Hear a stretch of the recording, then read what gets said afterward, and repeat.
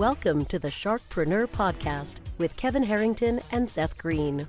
Kevin Harrington is the inventor of the infomercial, one of the original sharks from the hit TV show Shark Tank, and has generated over $5 billion in TV and digital direct response sales. Seth Greene is the world's first trusted authority on cutting-edge direct response marketing, a best-selling author, and the only 3-time Marketer of the Year nominee. On the podcast, Kevin and Seth interview sharkpreneurs who share straight talk on what it takes to explode your business. Why do so many businesses struggle while others seem to explode overnight?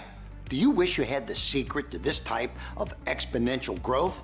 Now, I've scaled more than 20 businesses to over $100 million, and it's not just luck. In my new book with Mark Tim, Mentor to Millions, you'll learn the repeatable framework I use in all my business ventures for massive success. Order at kevinmentor.com and get over $1,000 in bonuses. Head to kevinmentor.com. Welcome to the podcast. This is your host, Seth Greene. Today, I've got the good fortune to be with Mark Lachance. Mark is a serial entrepreneur, strategic thinker, and investor. He is a CEO and lead investor of Maxy Media, one of the largest TikTok, Facebook, Snapchat, and Google display network performance marketing agencies in the world. He founded and sold EVO Payments International. He founded and sold VersaPay. He founded and sold Pivotal Payments and a whole bunch of other amazing things. Mark, thanks so much for joining us. Great to be here. Thank you for having me. Of course. So let's go back in time a little bit. Before all of this, how did you get started? Well, I actually, after college, I went to school in Boston, and it was right around 1992. And my brother was highly touted. So I told you I had a Buffalo story, right? My brother was drafted number 4 overall in Buffalo to the New York Islanders when the NHL draft was in Buffalo. So I kind of fell in love with the sports business right then and there, because my brother was being highly recruited by agents as well as universities and NHL hockey teams. So I fell in love with the sports business. Then I became a sports agent right out of university, and that's kind of where I got my start in business. And from there, I went into payments. From payments, then I went into media and sports and fitness and health and fitness and nutrition. And so I've kind of got a diverse background, I guess you would say. Yeah, absolutely. All right. So tell us a little, let's go company at a time. I know we don't have time for every single one, but we'll do some highlights. Tell us a little bit about how, if Pivotal Payments was the first payment company after being a sports agent, what inspired you to switch from being a sports agent to start a payment processing company? That's a great question. So basically, when you're in the sports business, you're traveling a ton, right? So when you're younger, so I started the business when I was about 22 years old, traveling to the Czech Republic, traveling to Sweden, traveling all over Canada. That's really sexy and fun.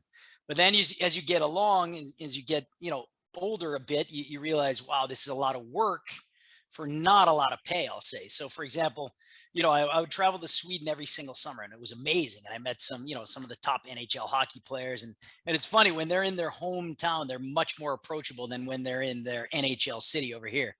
So, so I had a lot of great times, but then you realize I got fired by a couple of clients. So I had, at the height of my career in sports business, I had 7 guys in the NHL and I had 35 guys in the American Hockey League. And then 2 of the NHL guys fired me. And I'm like, wow, that's a big chunk of my revenue gone. And at the same time, I had met a guy in the payments business, and this guy was making recurring revenue. He was making just about $20,000 a month recurring. And at that time in 1997, that was a pretty good chunk of money. And $20,000 a month recurring, didn't have to work a lot because he had sales agents out in the field working for him. And so I saw that. I'm like, wow, I'm traveling everywhere. I'm basically getting paid by the hour, client to client to client. And this guy's got over 2,000 clients paying him recurring every month, $150 a month per client. And if one fires him, no big deal. But in my case, I had 7 guys in the NHL. If one fired me, big deal. 2 fired me, bigger deal, and so on and so forth. So that's kind of how I rolled into the payments business. And it's a pretty cool story of how I really got going in the payments business. I saw an opportunity back in the early .com craze, Seth. You probably remember those days.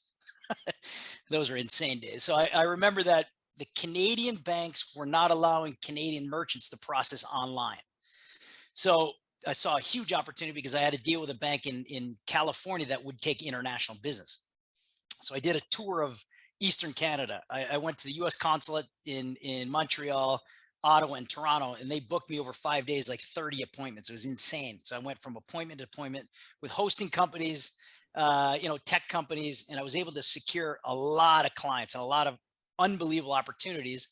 And I was also able to secure a buyout so I started the company in 97. We bought out in 1999 for what I thought was an amazing opportunity, but turned out that I was, I sold at the height. My share price was locked in. I couldn't sell, and I was left with a pretty awesome tax bill at the end of the day. So good learning experience there. That's kind of my entry. You were sold. It's now a multi-billion-dollar public company. Then talk a little bit about what happened after that in terms of VersaPay, which also ended up being taken public. Yeah. So after I sold my shares in Pivotal Payments, I then was looking actually to raise money for my own company. And I was pitched by the CFO of that company, VersaPay, and I came on as the co-CEO and president of the company. But things really didn't work out as planned or as promised. So I kind of stepped aside and let the company run. But I did secure my equity in that company, which was awesome. And then from there, I got into the best or worst business I've ever gotten into in my life. So I took all the winnings from my pivotal sale, which was multi-millions of dollars, and rolled it into one deal. Seth, I don't know if you've ever done that. Have you ever just put all the chips on red? In a couple different ways, yes. All right. So I did that in real estate, and the year 2007, you probably remember that as well. I got completely fried. I picked the wrong business partner. I picked the wrong time. Market went from here to crash, so I was left with stacks of bills, anxiety, depression. And anyway, it wasn't a good situation for about 6 months of my life. But as you probably know, Seth, during the stressful, times of your life, that's, when you have the biggest learnings in your life. So that was for me a pivotal, no pun intended, a pivotal moment in my life. And then, you've got, so many ups and downs, but obviously the ups have outweighed the downs. So what led you from that time to Maxy Media?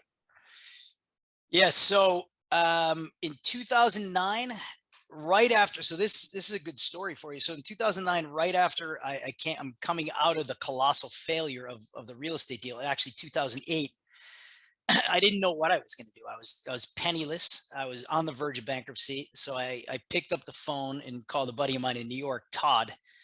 And I'm like, Todd, here's the situation. And he was floored because he and I had basically built up the sales team at Pivotal early on, and we drove in all the sales, and he knew my skill sets and he knew my abilities and to lead and sell. And so he was absolutely floored at that situation. So he said, look, you might be in luck. My buddy Jeff down the street just secured a deal with, I think it was CIBC at the time. Yes, it was, to run their payments division. And they're looking for a Canadian. At the time I was living in Montreal. So they're looking for a Canadian to run the business, take equity in the business and run it. I said, look, obviously my confidence levels are shot right now, but I know I can do it. I'm a payments guy. I'm a sales guy. I'm a leader, but I don't have a penny to my name. How am I going to finance, buying equity in that company? He's like, listen, take the meeting and you'll figure that out after. So I took the meeting, flew to New York, butterflies in my stomach. I'm coming off a major loss, a mega loss. So my confidence levels are low, but I was able to dance my way into getting that deal done. Sometimes, Seth, when you're down, you reach deep and, something helps you get to the next level. And that happened at that day. And I was able to make the pitch of my life, and I got equity in a company that I didn't have a penny to pay for, but I got it. So that was a good win. So that's kind of the start in 2009 of Evo Canada.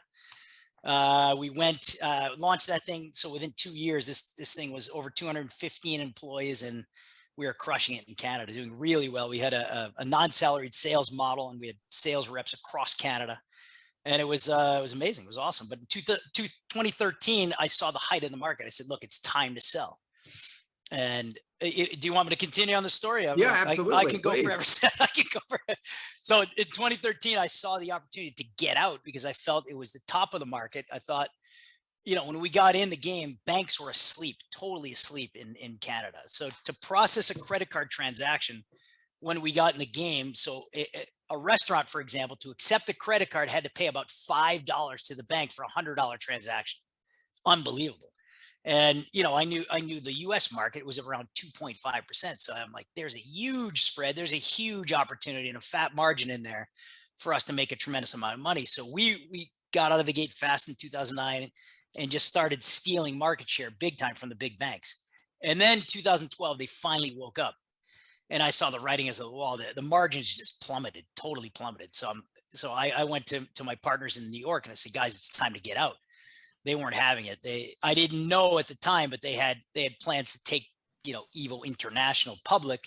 I didn't know that. So they were like, no, we like our position. We like our position. We're not selling Canada. And as a minority shareholder, Seth, you probably know it's difficult to get anything done.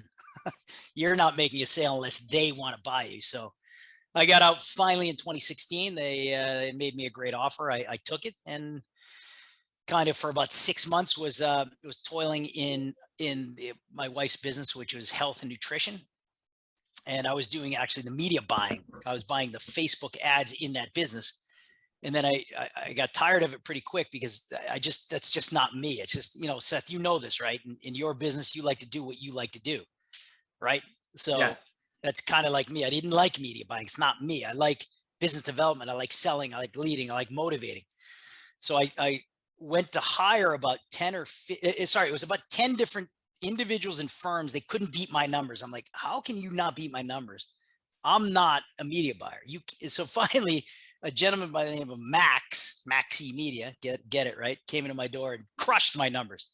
So I said, you're hired. And he was a one-man show at the time. And so I got to, know him, like him, and, saw what the business was about. I really didn't know the ad business or the marketing space, digital marketing space at all. And I loved it, immediately loved it. I said, there's huge opportunity here. And I know a lot of people in marketing. I just never learned about it. So, from there, I leveraged my connections in New York, all over New York and Florida. And fast forward today from 0 to now we have about 350 employees. Revenue this year, we're going to hit $50 million in revenue. Just got a mega offer to buy the business. So things are going pretty well right now. That is absolutely fantastic. So that's one heck of a growth rate. How did you manage that? How did you deal with the growing pains? Well, look, like anything else, you need to educate yourself on how to blitz scale a business, right? So if you want to grow fast, first rule of fast growth: hire slowly, fire quickly. You've heard this before, I'm sure, and look for the best talented people. So the way I like to grow companies, I don't necessarily look for experience in a let's say a vertical or an industry. I look for intelligence. I look for smart people. I look for people that want to learn and grow. So I look for undervalued assets. And that's exactly how we built this thing. So I got smart people, and here's a hack for you and your clients. If you want to get smart people who have a difficulty in finding a job, go to Quebec, because the Quebec government won't hire anybody unless they speak French. But yet there's several English universities in Quebec that, the kids can't find a job after. So you're getting quality, intelligent individuals that can come in and, and hit the ground running, that are very smart. So you can keep your costs low. And that's how we built it out of the gate. That is absolutely incredible. So you are now the #1 advertiser in terms of monthly ad spend on TikTok in Canada, in Correct. the top 10 in North America. Correct. You're one of the largest TikTok, Facebook, Snapchat, Google display performance agencies in the world. What does performance agency mean, and why is that different? It means lead generation. We pick big verticals, like for example, education or insurance or loans or lending, or big verticals, and we drive leads, or we drive it's performance based. So it's basically, you can call it, it's another word for lead generation. Sounds better though. Sure. So if it's performance based, does that mean then you're taking some of the risk with your clients? And if so, how do you manage that? We're taking all the risk, and you manage it through creative accounting. So not only I've been acting as the CFO also. So it's creative accounting. It's understanding how to use lines of credit. It's understanding how to shift capital here and there, and it's just it's a craft I learned over the years, but it works out pretty well.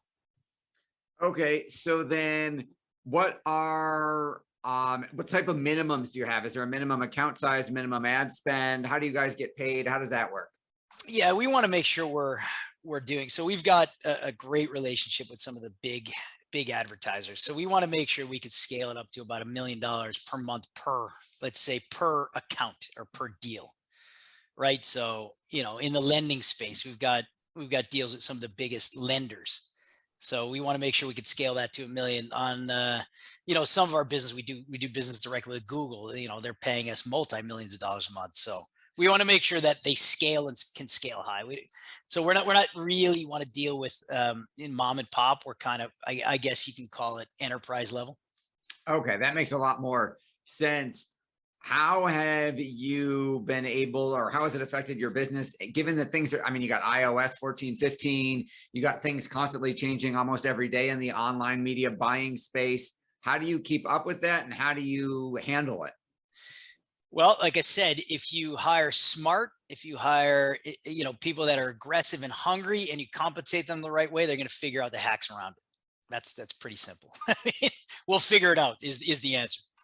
So you went from, in the very, very beginning, a sports agent with a handful, a couple dozen clients, where if one or two left, you had a big issue. Maxy Media, you guys have, I mean, you learned the lesson, right? You've got hundreds of clients all spending large sums of money. How have you ever gone into business with a client? Do you ever get a piece of the action? Well, that's probably the next step. That's actually a great idea, and we're thinking about that. And yes, we are. Well, the offer I just got is that same situation, right? So that exact situation, and I can't really get into detail on it, but it is, yes, getting a piece of the action for a bigger opportunity. So I would look at that for sure. So it sounds like you have an opportunity, Seth. I don't know. Yes, we might have to have a conversation about that.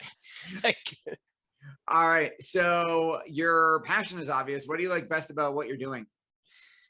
I like succeeding. I like success. I like when individuals on the team grow. So, I think we're going to talk about the book I just wrote and why did I write that book? Because I like when I teach somebody something and they succeed. So to give you an example, and it's a crazy example, as when I was a 15-year-old kid, my father was one of the winningest hockey coaches in Connecticut, hockey history.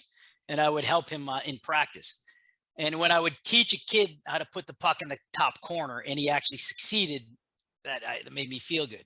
Absolutely. Like, fast forward to being on the sales floor with my sales team, when I would get on the phone and help them close a deal, that made me feel good. So that's kind of why I wrote the book. And that's what I like when you bring an employee in that's, comes from nothing, or comes from, basically right out of school. And when they succeed, a good example is a young man named Trevor that works for us. He came in as an intern making, I think it was $12 an hour. And now this guy's our highest paid media buyer right now. So that's awesome. I like those success stories. Yeah, absolutely. Tell us a little bit about the book. Okay. The book is about how to stack the odds it's called The Lucky Formula. And my last name, Lachance or Lachance, means luck actually in French. So The Lucky Formula, it's how to stack the odds in your favor and cash in on success. And the premise is basically that luck is not a fluke, it's a formula.